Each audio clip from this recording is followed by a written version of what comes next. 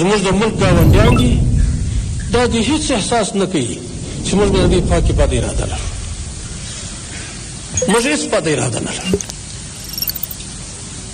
موږ اسلام د سلامتیا نوم دی، سلامتیا غواړو، امن غواړو، صلح غواړو، ارام ژوند غواړو، اسلامي نظام غواړو. بس دا ټول واضح شیان دي. نه د بل په اشاره باندې کار کوو، نه د بل په قومنده باندې کار کوو، په خپله اراده مستقل.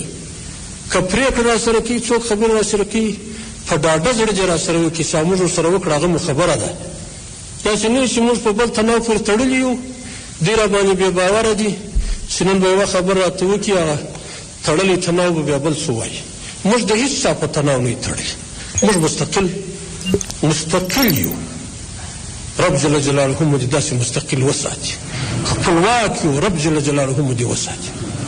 دې ټول ملت ته مې دا خواست دی چې نور دا تفرقې خبرې پرېږدي، نور دا یوه جزیه خبره مو راخستې نو نارې سره شروع وي.